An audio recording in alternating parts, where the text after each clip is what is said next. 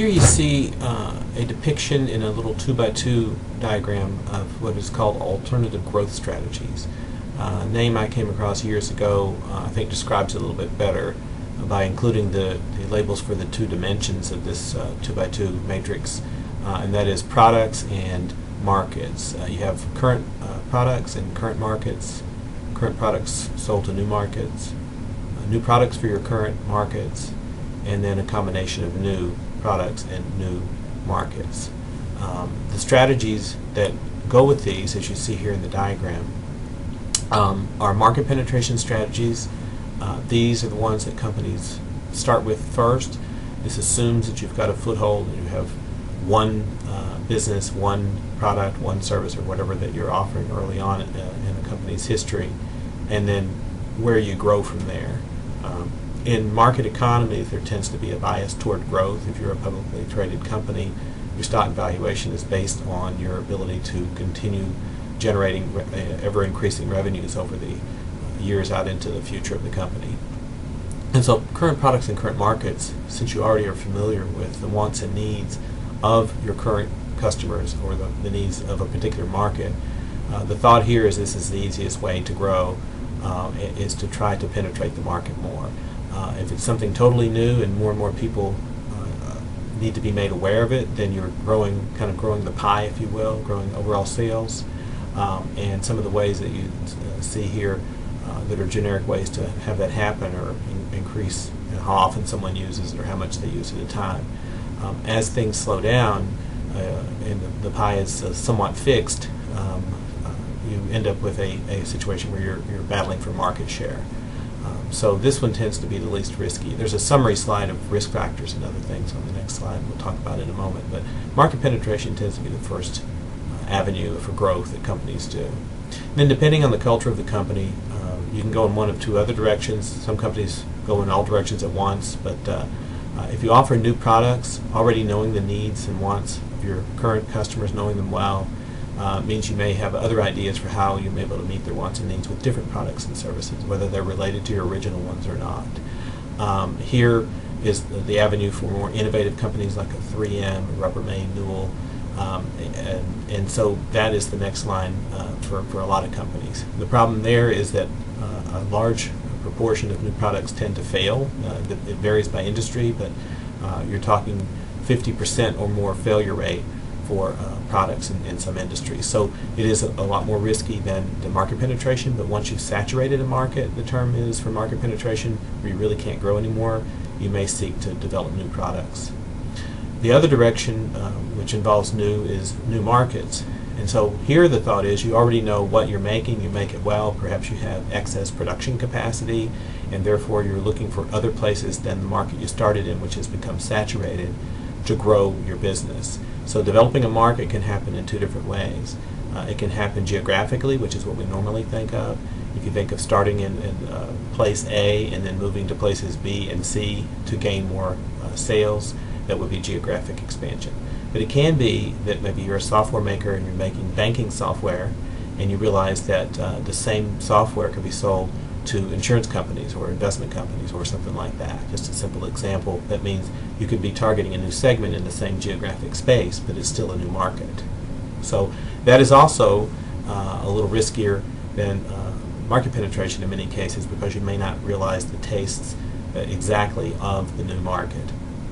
And the combination of those, as you can imagine, is the riskiest type of growth, and that is diversification, because you're dealing with something you haven't made and sold before, and to customers that you're not familiar with as well. The classic of this is diversification via conglomeration of or buying other businesses, if you will, especially if they're not related. So you see diversification into related and unrelated businesses in the lower right-hand quadrant. These are usually acquisitions. That's the classic way to do diversification. They're riskier if you're getting out of your core business and getting into a totally new industry, but risky nonetheless because of the cultures that are involved in the companies that are acquired, or if you do it as a joint venture, that would also be diversification.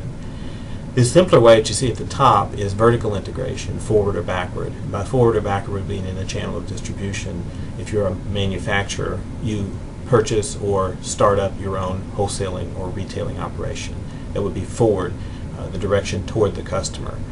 If you're a retailer, you may get into manufacturing your own goods, private label and the like. That would be considered backward integration.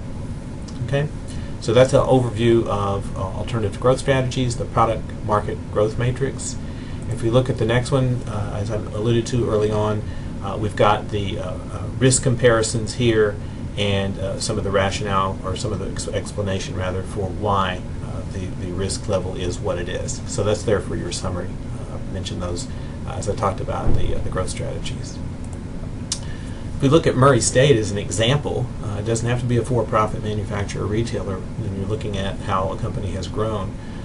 Here we've done all of these things at Murray State. Starting back in the early 20s, when we had just a few dozen students and a few professors, to now with over 11,000 students and several hundred professors, and all of the different infrastructure that it takes to do that. So we first penetrated the market.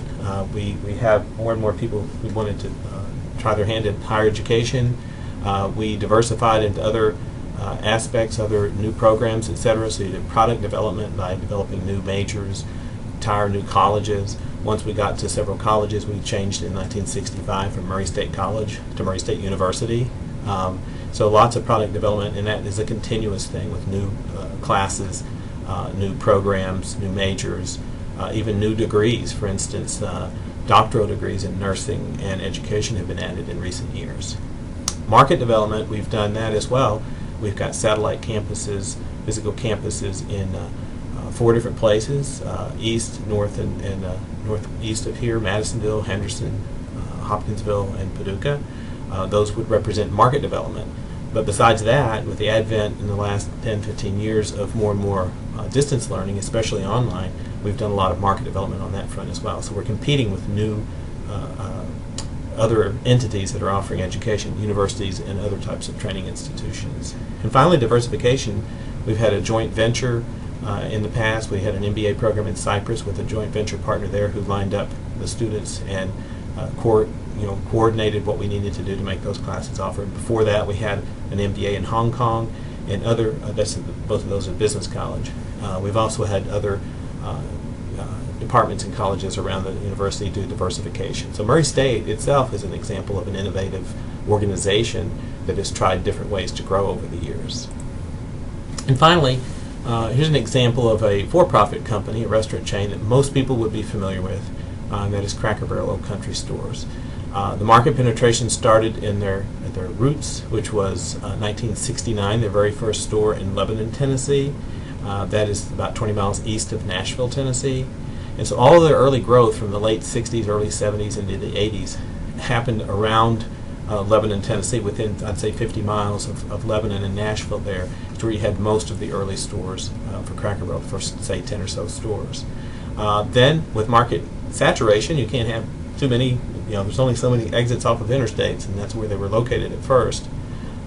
Market penetration took place in states adjacent to Tennessee and then on out into the country, so that now they're in 40-some states. Market development, if we go in that direction for here, we see what I was just talking about with market development, first market penetration and then moving into new markets. That number has actually increased in recent years to 45, I think it is now, or maybe 46 states.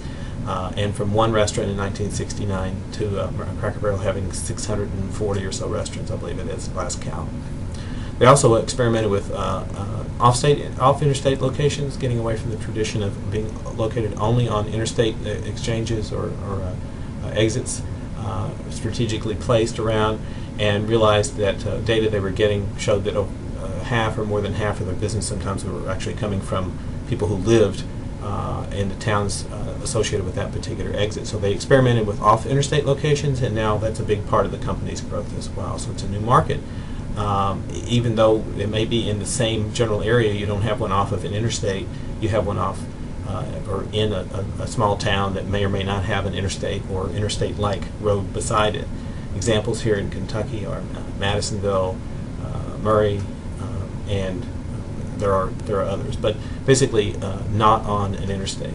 Their first test store for that, by the way, was in Dothan, Alabama, which is a popular route between those in the southeast going down to the panhandle of Florida and there's not an interstate that runs directly through there, but there was a lot of traffic.